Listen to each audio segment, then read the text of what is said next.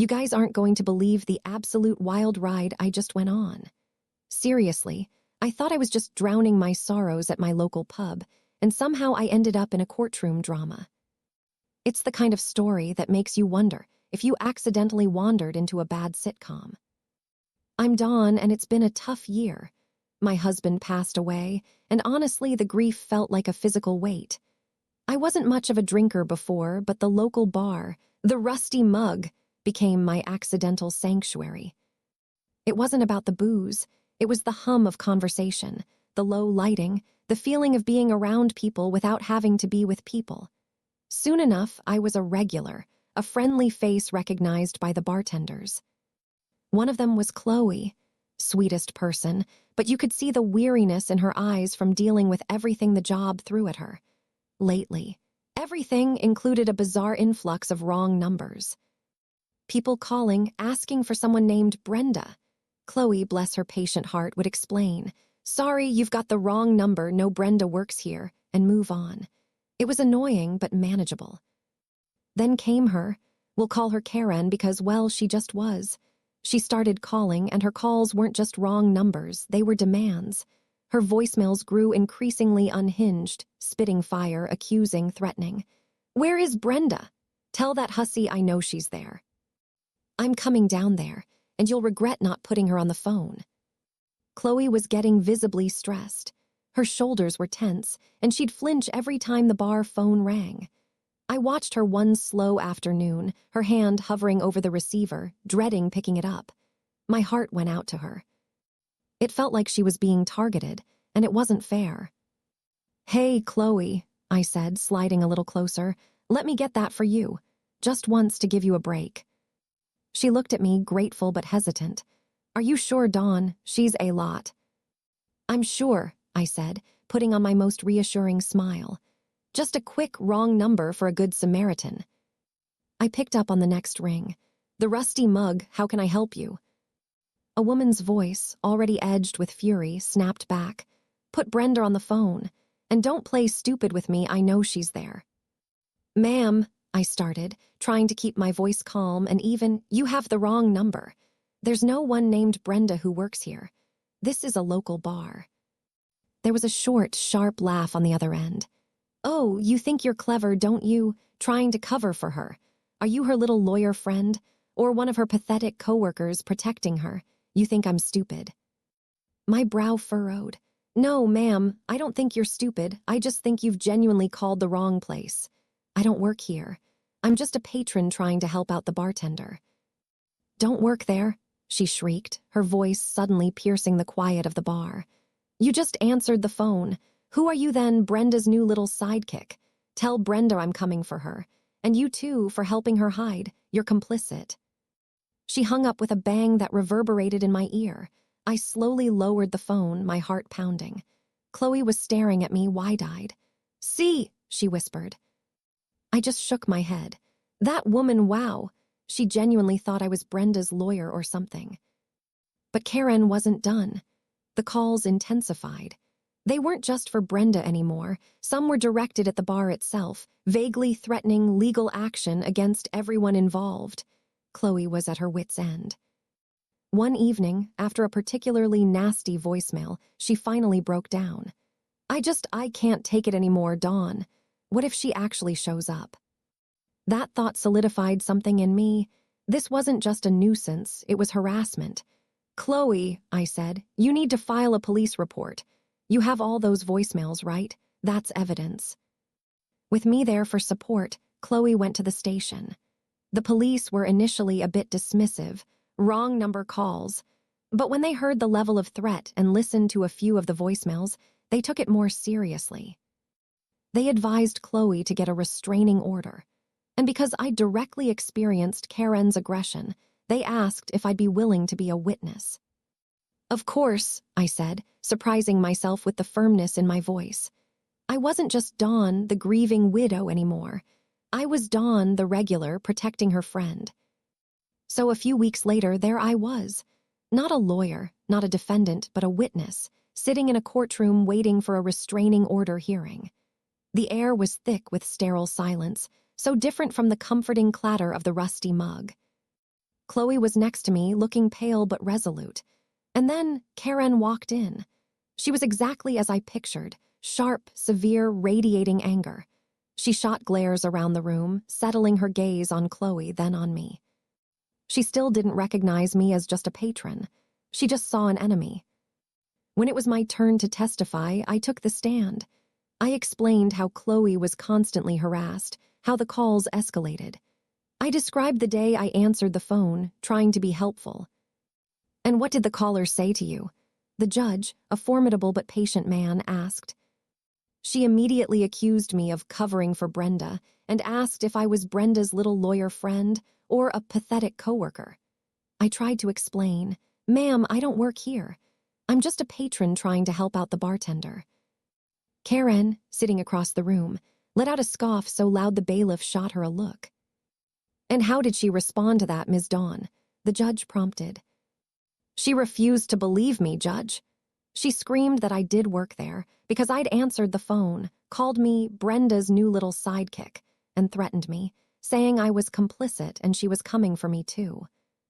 The judge looked over his spectacles at Karen, who was now red-faced, muttering something under her breath. "So, even when you explicitly stated you did not work at the establishment, Ms. Karen's last name persisted in harassing you and making unfounded accusations." "Yes, Your Honor," I confirmed. "She didn't care. She was just determined to yell at someone." The judge sighed, a long, weary sound. He then gave Karen a dressing down that would have made a drill sergeant proud, pointing out the clear pattern of harassment, the evidence, and her complete disregard for basic facts, even when told directly, "I don't work here."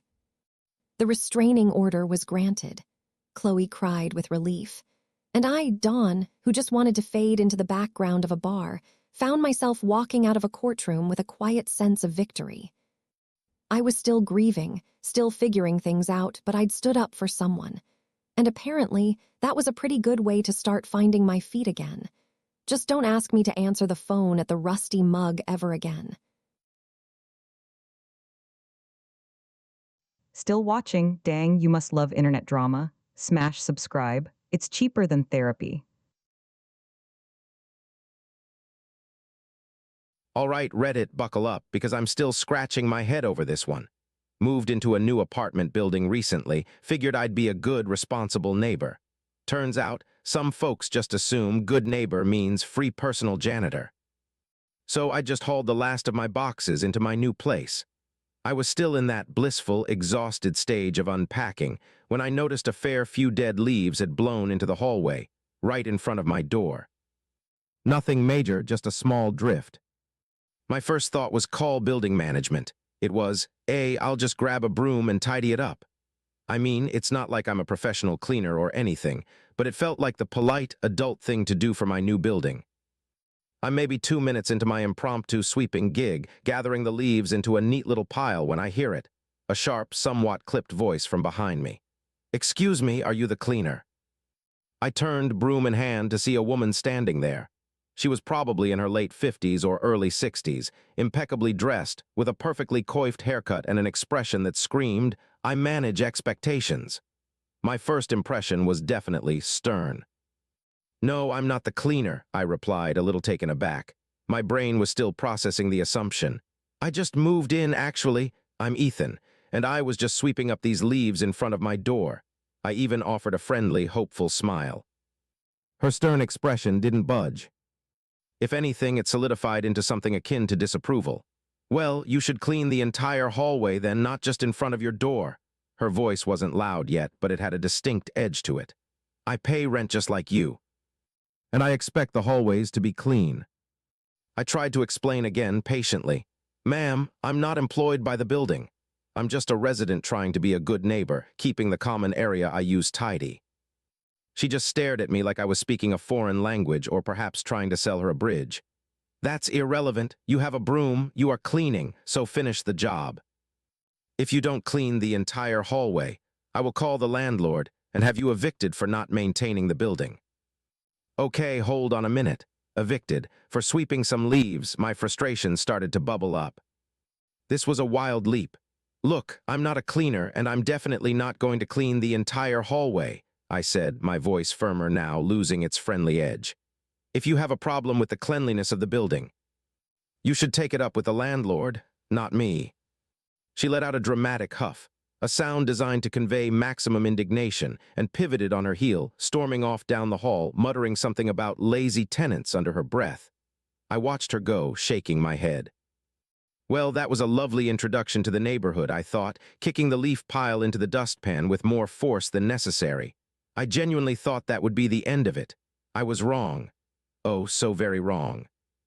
The next morning, I stepped out my door to head to work and immediately froze. Right there in front of my apartment was a small, perfectly deliberate pile of garbage. An empty coffee cup, a few crumpled napkins, a candy wrapper. It wasn't a lot, but it was unmistakably placed. Livid doesn't even begin to cover it. Who does that? This wasn't accidental litter. This was a pointed, petty act of spite. My good neighbor intentions evaporated, replaced by a surge of pure, unadulterated annoyance. "Oh, you want to play games, huh?" I muttered to myself. I still had that broom.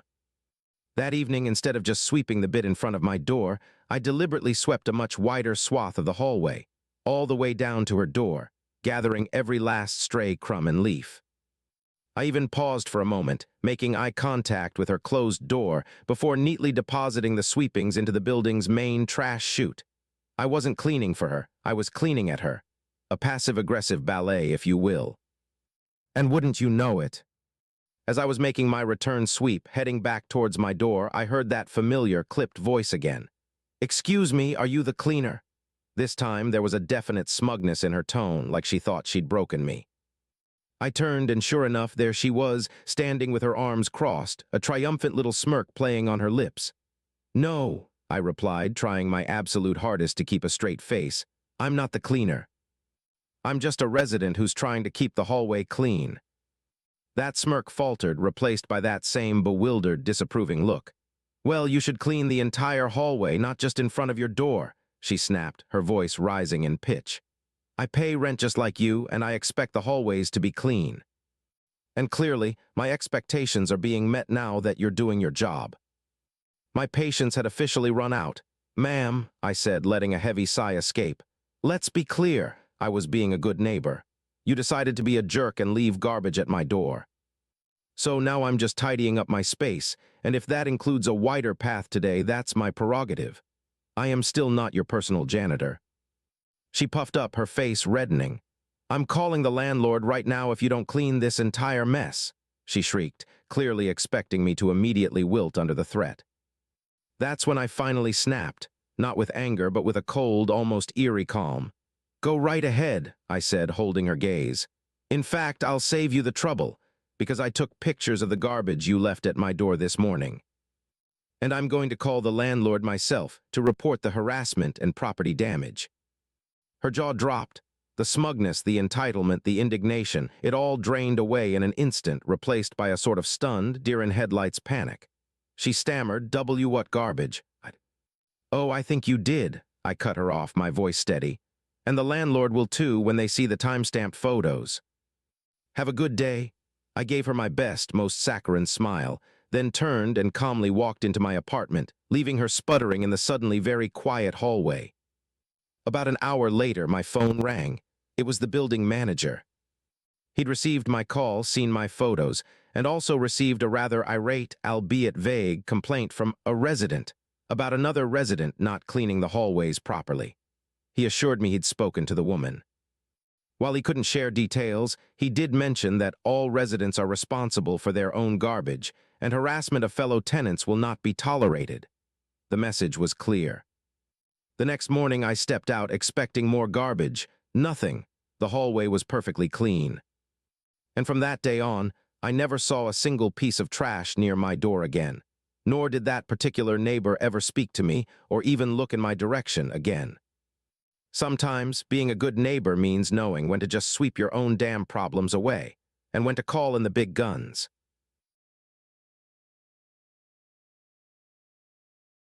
Okay, buckle up, folks, because I'm still scratching my head over this one. You ever have one of those days where you feel like you've wandered onto the set of a terrible reality TV show? Yeah, that was my Tuesday. I'm Ethan, 22, just trying to make an honest living. My gig, I'm a soda rep basically. I zoom around to different stores, making sure the shelves are stocked with all your favorite sugary beverages. It's early work. I was bright-eyed and bushy-tailed, or at least faking it, by 6:30 a.m., ready to tackle the drink cooler.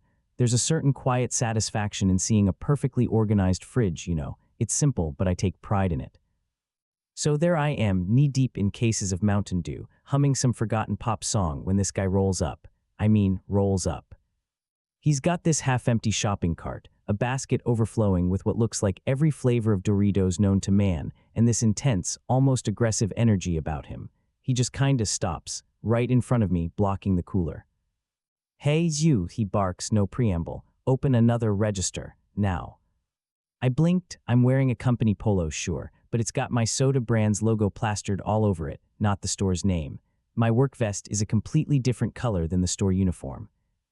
Plus, I literally have a dolly full of soda boxes next to me. I'm clearly not a store employee. Sorry, sir," I said, trying to be polite, gesturing to my uniform and the mountain of Coke cases. "I actually work for the soda company. I don't have access to the store's registers." He just stared, like really stared. His eyes narrowed, and I swear he physically leaned in. "Don't give me that," he scoffed, his voice getting louder. "You're clearly an employee. Get over there and ring me up. I'm in a hurry." At this point, my internal monologue was just a string of exasperated emojis. I tried again, slower, clearer. "Look, I understand you're in a hurry, but I genuinely can't help you. I restocked the drinks. That's it. You'll need to go to a store cashier at the front." But he wasn't listening. He just kept repeating, "Open a register. I need to check out. This is ridiculous." He was getting louder, attracting attention. My face was starting to get hot, a mix of embarrassment and genuine irritation. I just wanted to finish my damn cooler and move on with my day. Just as I was about to either sprout 2 extra heads like he seemed to think I already had, or just walk away, the store's assistant manager, Mark, thankfully swooped in. Mark's a good dude, seen it all. He walked right up, cool as a cucumber. "Sir, is there a problem here?" Mark asked, calm but firm. "Yeah, there's a problem," the guy practically yelled, pointing a finger at me. "This kid here is refusing to do his job. He won't open a register for me." Mark looked at me, then at my very obvious soda company uniform, then back at the guy. "Sir," he said, his voice dropping an octave, "Ethan here works for the soda distributor. He's not a store employee and cannot operate a register." You'd think that would be the end of it, right? Nope. This guy, let's call him Chip Thief, just absolutely lost it. He started yelling about how we were both liars, how I was lazy, how Mark was covering for me. He actually called me a worthless slacker who was too good to help a paying customer. My jaw nearly hit the floor. Come on, I'm literally doing my job, which involves physical labor, not sitting behind a register. Mark's composure finally cracked. "Sir, that's enough," he snapped, his eyes flinty. "You need to calm down or you need to leave. Now, otherwise I'll be calling the police." Chip Thief sputtered, his face bright red, but the threat of police seemed to finally register. He huffed, glared at me one last time, and then, inexplicably, pushed his cart, full of Doritos and chips and who knows what else, out the automatic doors, without paying. I blinked, Mark blinked. Did he just? I started. Mark was already pulling out his phone. "Yep, he just did. Get his plate number, Ethan, I'm calling this in." He snapped a quick photo himself as the guy sped away in what looked like a beat-up sedan. The police showed up maybe 20 minutes later, took our statements. It felt surreal, describing a grown man throwing a tantrum over a soda rep not being able to ring him up. I figured that was the end of my sitcom day. Boy, was I wrong. Later that afternoon, Mark called me. Turns out, while they were doing inventory, they noticed a pair of high-end headphones missing from the electronics section. Ring any bells? Guess who came up on the security footage, stuffing them into his Dorito-laden basket before his confrontation with me? Our friend, Chip Thief. The cops tracked him down with that license plate number Mark got. Found the headphones, too. So this guy wasn't just confused. He was a thief trying to strong-arm his way out of getting caught, using my inability to open a register as a distraction. Wild. Honestly, it just goes to show you, some people are just looking for trouble or an excuse, and sometimes, "I don't work here, lady," or in this case, sir, is just the first domino in a much bigger, stupider criminal enterprise. Stay safe out there, folks. Roll right into the next one. It's waiting for you.